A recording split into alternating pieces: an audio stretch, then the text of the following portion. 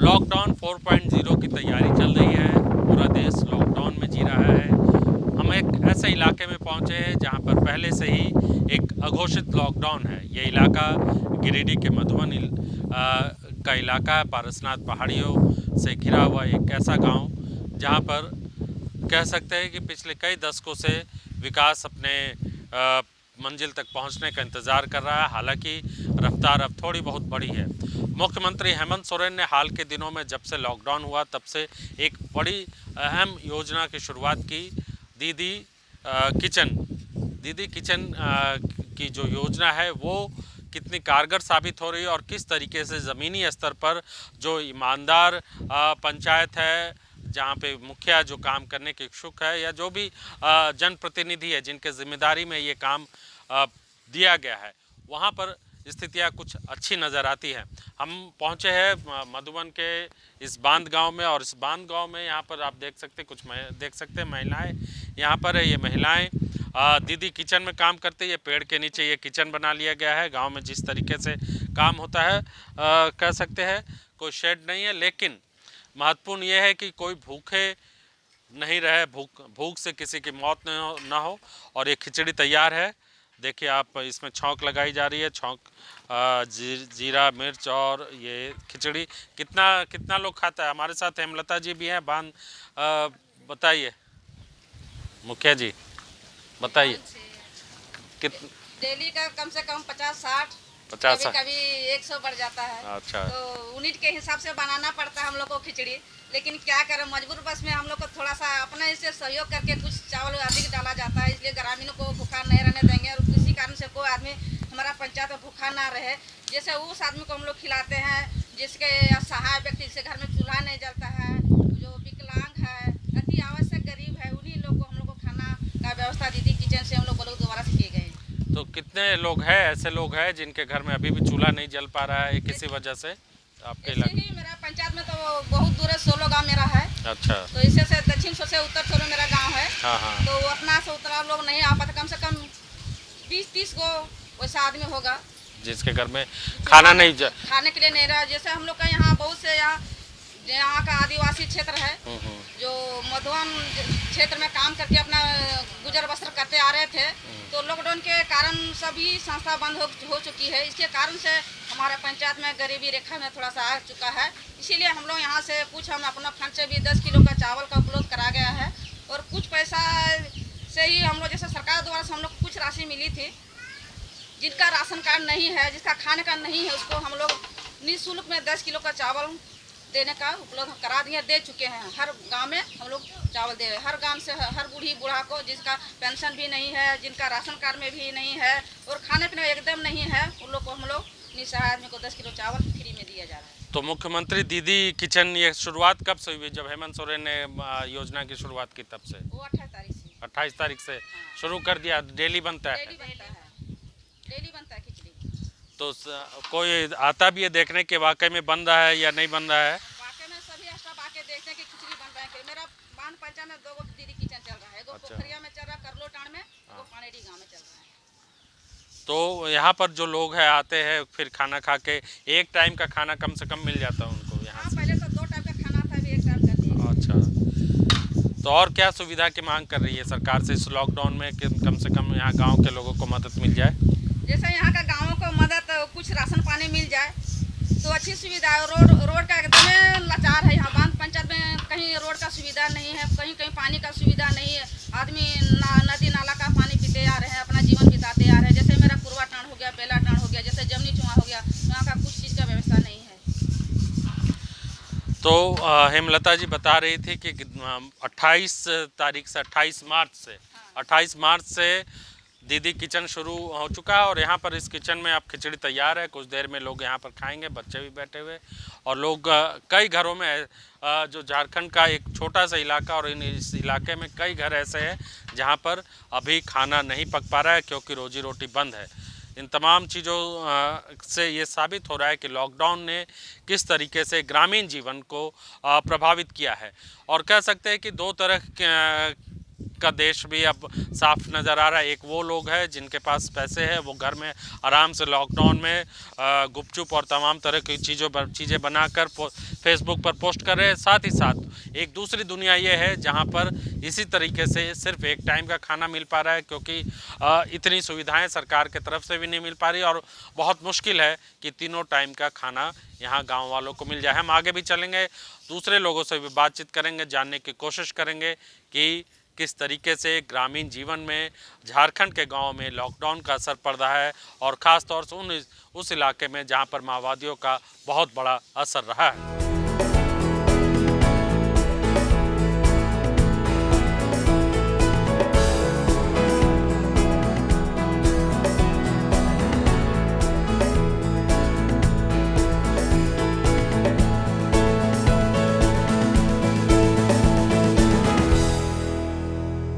तो एक और गांव हम पहुंच चुके हैं। लॉकडाउन में किस तरीके से वो इलाके झारखंड के जो कि पहले से ही दोहरे लॉकडाउन में ज़िंदगी जीने को मजबूर है, क्योंकि विकास की लकीर यहाँ तक पहुँची नहीं।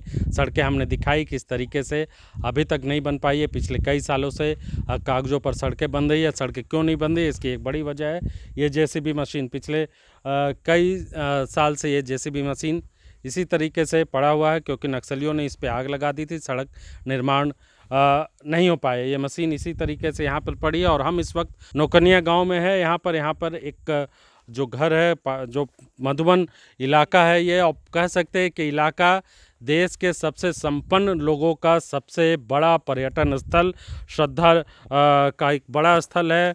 भगवान महावीर का कह सकते हैं कि दुनिया में जो सबसे पूज्य स्थल है वो यहीं पर पारसनाथ पहाड़ी में है। और देश के जो सबसे अमीर लोग हैं और देश के जो जीडीपी में जिनका योगदान 50% से अधिक है, वैसे लोग यहाँ पर पूजा पाठ करने के लिए हर साल लाखों की तादाद में आते हैं। और ये इन लोगों का ये दावा भी ये रहता है कि आसपास के गाँव को मदद करेंगे, उन गाँव को गोद लिया जाएगा। लेकिन हकीकत क्या है आप देख सकते हैं, सरकार की तरफ से उनको बहुत राहत मिलती है। सड़कें बनी हैं उनके लिए ट्रेन यहाँ पर पहुँची है। लेकिन जो यहाँ के मूलवासी है, जो यहाँ के रहने वाले हैं, उनकी स्थिति क्या है, ये दरवाजे पर खड़े हैं। लोग बताएंगे, हम इनसे बातचीत करेंगे। क्या नाम है आपका, बताइए, आप बताइए। करम का। अच्छा, तो ये लॉकडाउन हो गया है, हाँ। काम काज क्या चल रहा है? काम काज तो कुछ नहीं चल रहा है अभी, तो एकदम अभी खाने बिगर भी थोड़ा बहुत मुश्किल में पड़ गए हैं लोग एकदम से। तो लॉकडाउन से पहले बहुत अच्छा चल रहा था साहब। हाँ, तो उधर तो पहले बहुत ही अच्छा ही चल रहा था। अभी तो बहुत ही ये काम अभी चल रहा है। अभी तो एक दुकान में राशन भी देता है, सब बहुत कम ही देता है। 5 किलो देता है, तो 5 किलो में कितना चलेगा? तो यही बात है, हम लोग अभी खाना पीना भी थोड़ा एकदम बहुत मजबूरी में पड़ गए हैं कि इधर उन्हें बाजार ने कोई दुकान ने भी जाने नहीं सकते हैं। यही बात है। तो यहाँ पे सड़क वड़क कुछ नहीं है, बहुत दिक्कत होता होगा? दिक्कत हम लोग सड़क का एकदम बहुत बुरा ही तो हम लोग का तकलीफ है एकदम से। इलाज आने जाने का बहुत आने जाने का तकलीफ कोई होता है। बीमार पड़ जाता होगा फिर? बीमार जहाँ पड़ जाता है तो हम लोग खाटी टांग के लगना पड़ता है, नहीं तो किसी तो तरह। ये जो है आपको जो कमल फूल वाला टी-शर्ट है, किसने दिया आपको? वो इलेक्शनों में जो नहीं मिला था ना। अच्छा, किस लिए दिया था? ऐसी मतलब बांट दिया था? बांट रहा नहीं था, उसमें एक मफलर दिया था और ये वाला दिया था।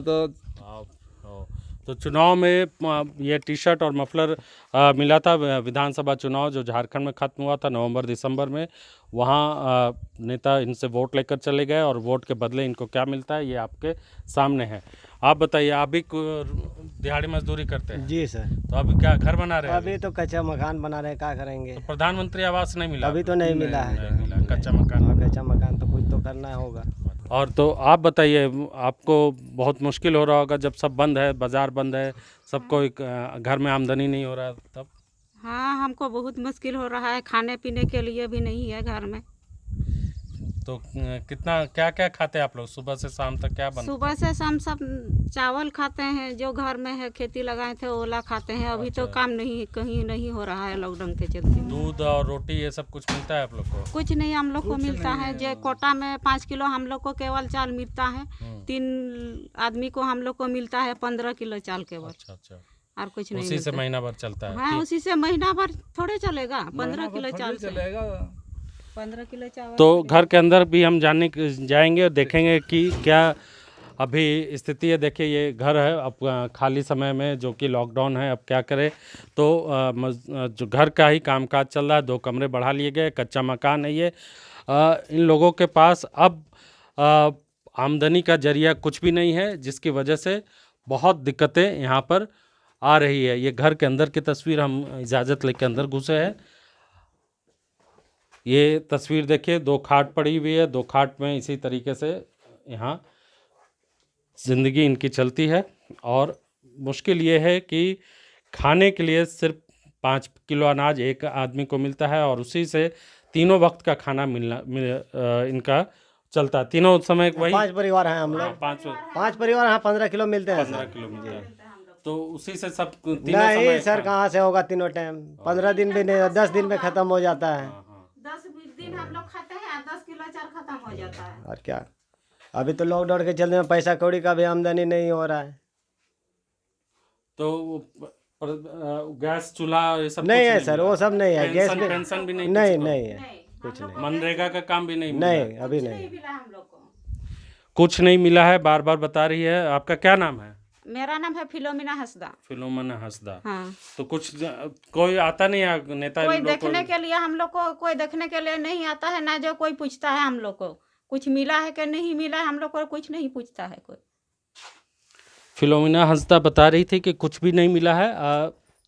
घर के अंदर की तस्वीर के जरिए हमने आपको बताई कि कैसे लॉकडाउन में जो ग्रामीण इलाके हैं और नक्सल प्रभावित इलाके, वहाँ पर किस तरह से लोगों की ज़िंदगी मुश्किलों में गुजर रही है। अगर इसी तरह से लॉकडाउन जारी रहा और लॉकडाउन के बाद जिस तरीके से सरकार ने जो वायदा किया है, या जो बार बार प्रधानमंत्री मोदी कह रहे हैं कि सबकी मदद करेंगे, सबकी मदद होगी, लेकिन अभी तक यहाँ पर कुछ नहीं पहुँच पाया। 20 लाख का पैकेज, 20 लाख करोड़ रुपए का जो पैकेज का ऐलान किया गया है, वो कब तक पहुँचेगा इसकी कोई गारंटी नहीं है। हम आगे भी चलेंगे, जानने की कोशिश करेंगे लॉकडाउन की वजह से झारखंड के नक्सल प्रभावित इलाकों में क्या स्थिति है।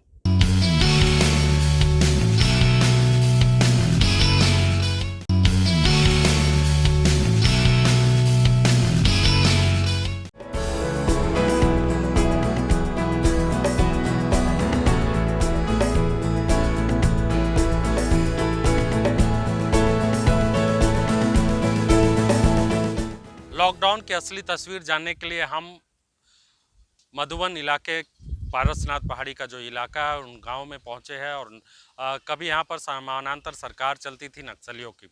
हालांकि अब असर थोड़ा कम हुआ है, लेकिन इससे इनकार नहीं किया जा सकता कि अभी भी जो विकास है कई वजहों से यहाँ पर नहीं पहुँच पाई। हमारे साथ यहाँ पर कुछ लोग भी हैं और इनसे भी हम बातचीत करेंगे। बच्चे आजकल घर पे ही रह रहे हैं क्योंकि स्कूल बंद है, मिड डे मील नहीं मिल पा रहा, दोपहर का जो खाना मिलता था वो नहीं मिल पा रहा है इनको। आप क्या करते थे? काम वाम अब आजकल नहीं चल रहा है कुछ? आजकल अभी नहीं चल रहा है। क्या काम करते थे? मधुबन में काम करते हैं आगे। मधुबन में क्या? डोली उठाते थे। तो ये जो पूरा इलाका, पहाड़ी इलाके में जितने भी ज़्यादातर घरों के लोग जो पुरुष है, वो मधुबन में जो कि टूरिस्ट आते थे, जैन धर्म का बहुत बड़ा पर्यटन स्थल है या पूजा स्थल है। यहाँ पर बड़ी तादाद में लोग हर साल लाखों लोग आते हैं और उनको ऊपर पहाड़ तक पहुँचाने के लिए जो डोली उठाई जाती है, डोली पर जो लोग नहीं जा पाते उनको डोली पर ले जाया जाता है। और गांव के लोगों के लिए रोजी रोटी का एक बड़ा संकट इसलिए हो गया है क्योंकि पर्यटन बंद है। जो पूजा के लिए जो लोग श्रद्धालु आते थे वो नहीं आ रहे हैं, इसी वजह से इनके लिए बहुत मुश्किल का समय गुजर रहा है। तो कैसे खाना पीना कैसे हो रहा है? अभी तो लॉकडाउन में नहीं हो रहा है। तो मतलब कहाँ खर्चा पानी कैसे चलता है घर का? घर का कैसे चलेगा? राशन मिल रहा है घर से? राशन नहीं मिल रहा है। नहीं मिल रहा है। 2 महीना का मिला है आपको? कितना मिला आपको राशन? 2 महीना का मिलता है 35 किलो मिला है। उससे काम क्या क्या मिलता है राशन में? 2 महीना का मिला है। क्या क्या मिलता है? चावल केवल? तो चावल और उसके अलावा क्या खाते हैं आप लोग? सुबह में, रात, दोपहर में चावल, तीनों टाइम? तीनों? गेहूँ और ये सब कुछ नहीं? रोटी? और बच्चा लोग को दूध ये सब कुछ मिलता है? दूध भी नहीं? नहीं। तो गांव में ये जानकारी तो है कि कोरोना की वजह से बंद है सब कुछ। यहाँ पर स्थिति गांव की बहुत ख़राब होते जा रही है। आप बताइए, आपको भी मिल गया राशन? क्या नाम है आपका? मीना जी, आपको राशन मिला है इस महीने का? तो घर में आप भी कुछ काम नहीं करती है?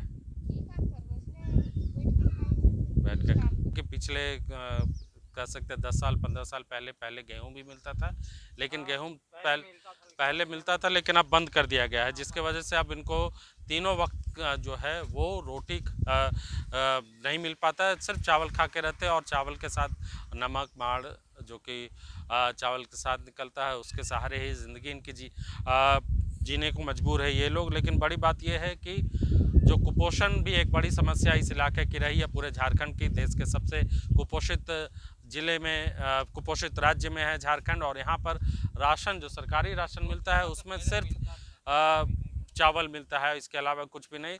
दाल भी नहीं मिलता है, दाल भी नहीं, केवल चावल, बस चावल खाइए। अच्छा, नमक मिलता है बस नमक, चावल और नमक के सहारे इनकी ज़िंदगी चल रही है। बच्चे को जो दूध ये सब बच्चा लोग कब पीता है? गाय वाय रखे हैं आप लोग?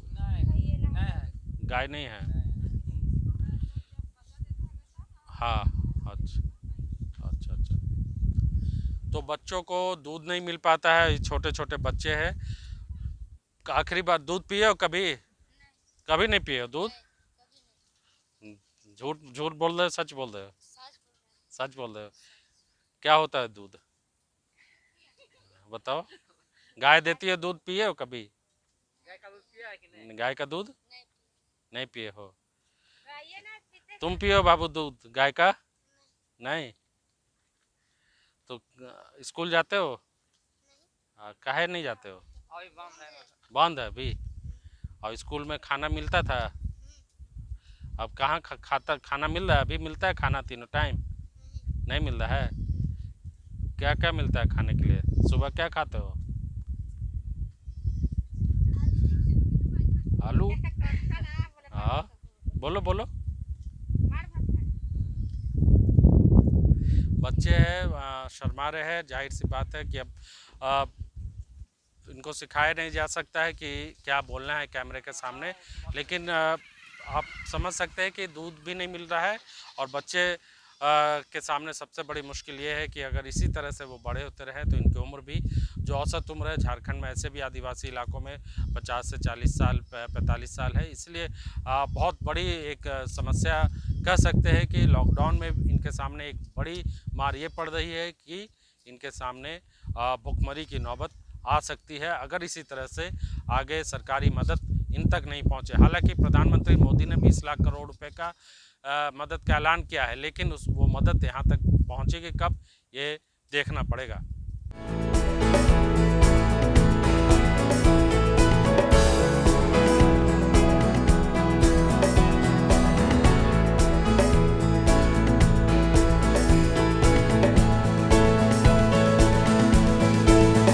मुख्यमंत्री हेमंत सोरेन ने हाल के दिनों में जब से लॉकडाउन हुआ तब से एक बड़ी अहम योजना की शुरुआत की, दीदी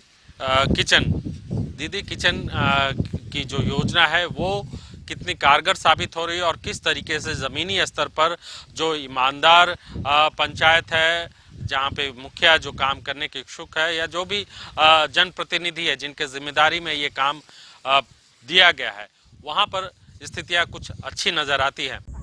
तो दीदी किचन में इस वक्त दोपहर का खाना खिलाया जा रहा है। इस चबूतरे पर लगभग 40 से 50 लोग खाना खा रहे हैं, बच्चे भी है, बूढ़े भी है, बुज़ुर्ग भी है, सब लोग जो वैसे लोग हैं जिनके पास इस वक्त घर में अनाज नहीं है, खाने के लिए दिक्कतें बहुत है और ख़ासकर बच्चों के लिए ये किचन बहुत बड़ी राहत लेकर आया है। मुख्यमंत्री हेमंत सोरेन ने इसकी शुरुआत की और हालांकि शहरों में उतना कारगर नहीं कर सकते, लेकिन हम गांव में जब अंदर की ओर दाखिल हो रहे तो हमने आपको एक और गांव की तस्वीर इससे पहले दिखाई। अब नौकनिया गांव में हम पहुंचे, यहां पर भी दोपहर का खाना खिलाया जा रहा है दीदी किचन के जरिए, और ये पोस्टर जो लगा हुआ है मुख्यमंत्री दीदी किचन का, ये इसके ज़रिए आप समझ सकते हैं कि जब सरकार कोशिश करती है या सरकार की नीयत सही होती है तो नीचे के तबके को बहुत राहत मिलती है। हालांकि सड़कें नहीं हैं और पानी की दिक्कतें, कई तरह की दिक्कतें हैं, लेकिन अभी सबसे ज़रूरी ये है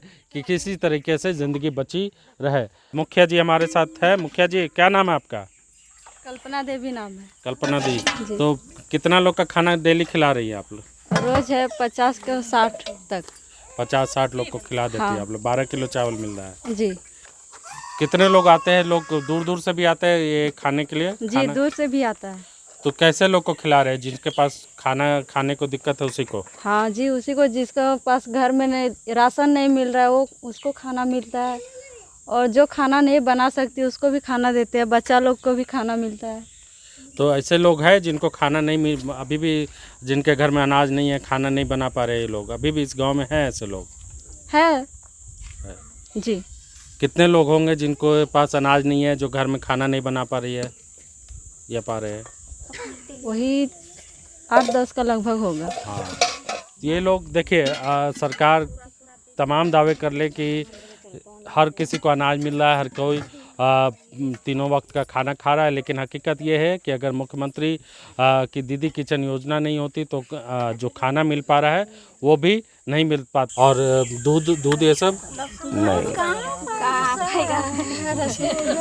सब्जी खाने के लिए तो मुश्किल होता है, तो दूध कहाँ दूध अभी मुश्किल से नीमक पहाड़ का रोली रहता है ना। अच्छा अच्छा। उसी से तोड़ करके उसी समय बदल करके हम लोग नमक को रखे हैं, वही नमक। अच्छा, पहाड़ का क्या रहता है बता? रोली रोली रोली रहता है। अच्छा, रोली लाल अच्छा लाल लाल वाला कुसुम फल का जो। हाँ, उसी को रगड़ करके उसका गुड़ी निकलता है, वही गुड़ी को बदल के रखे हैं। अच्छा, उसको बेचते नहीं, बदल के नमक देता है। हाँ, नमक। रोली को बदल के जिसका टीका लगाते हैं। हाँ, वही अच्छा अच्छा। और कितना मिलता है नमक उसके बदले? उसके बदले माने कि जैसे 1 किलो हुआ तो 10 पैकेट 15 पैकेट मिला नमक दे नमक दे देता है। तो एक ग्राउंड जीरो पर पहुंचने पर कई ऐसी जानकारियां मिलती है जो कि आज़ादी से पहले या घोर गरीबी के काल में जिस तरह की कहानियां हम सुनते आए हैं, चाहे वो प्रेमचंद की कहानी हो या तमाम जो लेखकों की कहानियों में किस तरीके से जो कोई सामान के बदले नमक मिलता है, वो कहानी आज पता चली है कि ऐसी कहानी रोली जो कि पूजा घरों में मंदिरों में जिसका इस्तेमाल सबसे अधिक होता है, लोग उसका टीका लगाकर फ़ोटो तस्वीरें खिंचवाते हैं, चाहे नेता हो, चाहे मंत्री हो, चाहे आम लोग हो, चाहे बड़े लोग हो। वो रोली इन मज़दूरों, इन गरीबों के हाथों से बनकर सामने बाज़ार में जाता हो, इसके बदले इनको नमक मिलता है ना। तो रोली के बदले नमक यहाँ पर इनको दिया जाता है। कौन देता है नमक को? आप कोई आता है व्यापारी लोग? नहीं तो ले जाते हैं, खुखड़ा है बनिया सब। अच्छा, वहाँ पे। वहीं पर तो वहाँ पे आपको ले जाता है तो उसके बदले पैसा ये सब नहीं देता है कि नमक दे दिया? नमक के देता है, पैसा नहीं देता है। रोली के बदले नमक इनको मिलता है। एक ऐसी कहानी जिसकी बहुत कह सकते हैं कि दयनीय स्थिति इस देश में है कि जिसका इस्तेमाल देश के तमाम मंदिरों में, हर घर में जहाँ पर पूजा होता है, और वहाँ पर अगर ऐसी स्थिति है कि रोली के बदले नमक दिया जाता है, इससे शर्मनाक स्थिति हो नहीं सकती। हालांकि अब हम निकले लॉकडाउन की स्टोरी करने के लिए किचन में। यहाँ पर देखिए दीदी किचन में खाना में इस वक्त लोग बिजी है और लोग एक समय का कम से कम खाना मिला, दाल चावल। और सबसे बड़ी बात यह है कि जो डर है, जो खौफ है इस इलाके में नक्सलियों के खौफ की वजह से शहर के लोग, जो कुछ लोग अच्छे लोग हैं जो चाहते हैं कि मदद करना चाहे, वो इन गाँव में आ नहीं सकते हैं क्योंकि कहीं न कहीं उन्हें नक्सलियों का खौफ रहता है। तो एक दोहरी मार, एक दोहरा लॉकडाउन जो है यहाँ के लोग जी रहे हैं। इन तस्वीरों के जरिए हम ये बताने की कोशिश कर रहे हैं कि झारखंड के ग्रामीण इलाकों में किन हालातों में लोग रहने को मजबूर है लॉकडाउन की वजह से। लॉकडाउन 4.0 की तैयारी चल रही है। पिछले 50 दिनों से पूरे देश में कामकाज ठप पड़ा है और इसकी वजह से क्या स्थिति है, इसकी एक तस्वीर हम आपको दिखला रहे हैं। मिट्टी और मार्बल का फ़र्क समझना है तो मधुबन के पारसनाथ पहाड़ी पर पहुंचिए। यहाँ पर लोग कई सालों से क्वारंटाइन है, कई सालों से लोग लॉकडाउन है। ऐसा नहीं है कि कोरोना के वजह से यहाँ के लोग इतने सालों से लॉकडाउन है, वजह कई है।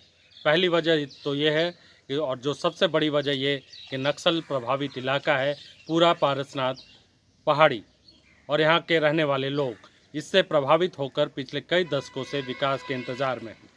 लॉकडाउन ने इनकी मुश्किलें और बढ़ा दी है। हमने कई तस्वीरें दिखलाई किस तरह से लोगों को सिर्फ एक वक्त का खाना मिल रहा है, तो दूसरी तरफ उज्ज्वला गैस जो योजना है उसका कोई फ़ायदा नहीं मिल रहा है। महिलाएं लकड़ियां चुनकर लाती है, तब घर का चूल्हा जलता है। बच्चे सिर्फ एक टाइम का खाना खा रहे हैं। उनको जो दूध है वो नहीं मिलता है। कई बच्चे तो दूध अपनी ज़िंदगी में देखे ही नहीं है। इन तमाम मुश्किलों के बीच भी पारसनाथ के आसपास और पारसनाथ पहाड़ी में रहने वाले हज़ारों आदिवासी इस लॉकडाउन के खिलाफ अपनी आवाज़ बुलंद कर रहे हैं। क्वारंटाइन है, लोग घरों में रह रहे हैं, कि लोगों को बाहर से अंदर आने नहीं दे रहे। हमने कई गांव वालों से बातचीत की, कई लोगों से जानने की कोशिश की कि उनकी दिक्कतें क्या हैं। जो दिक्कतें हैं वो बहुत ही रुला देने वाली है और सरकार को जगाने वाली है। हमारे स्थानीय संवाददाता भोला भी हमारे साथ मौजूद है। हम उनसे जानने की कोशिश करेंगे कि भोला, आखिर कैसे इतने साल हो गए और ये लॉकडाउन में तो बहुत मुश्किल हो रही होगी पारसनाथ के आदिवासियों को। जी, पारसनाथ तो वैसे जैनियों का प्रसिद्ध तीर्थ क्षेत्र जरूर है, लेकिन पारसनाथ का जो मेन बाज़ार है वहीं तमाम सुविधाएं देखी जा सकती है।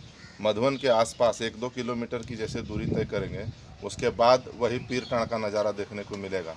आज भी इस क्षेत्र के लोग बुनियादी सुविधाओं से मैसर हैं।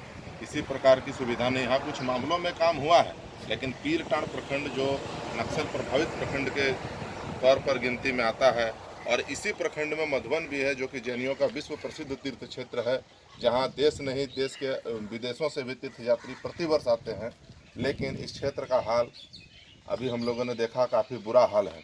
इस क्षेत्र में सड़क, पानी, बिजली जैसे मूलभूत सुविधाओं से इस क्षेत्र के लोग लाभान्वित नहीं हो पा रहे हैं और काफ़ी परेशानी में जी रहे हैं। खास करके यहाँ के आदिवासी मूलवासी, इस क्षेत्र के आसपास के लोग काफ़ी परेशानी में हैं। यही सब मामला है। तो भोला बता रहे थे कि किस तरह की दिक्कतें वो कितने सालों से यहाँ पर देखते आ रहे हैं। सबसे बड़ी चुनौती ये है कि इस लॉकडाउन में जिस तरह से अर्थव्यवस्था पूरी तरह से चौपट हो गई है, वो पटरी पर लौटेगी तो इनकी ज़िंदगी वापस कम से कम इतना वो कमा सकेंगे कि खाने के लिए 3 वक्त का उनके पास अनाज होगा। लेकिन सरकार को आगे ये सोचना होगा और मुख्यमंत्री से लेकर प्रधानमंत्री को भी ये सोचना होगा कि दिल्ली और रांची में जो जिन योजनाओं की घोषणा की जाती है, वो योजनाएं आखिर मधुबन जैसे और मधुबन के गांव तक कैसे पहुंचे, जहां पर लोग भुखमरी के कगार पर है। अपने सहयोगी श्रीकांत, कन्हैया और भोला के साथ विवेक सिन्हा, कशिश न्यूज़, पीरटाण।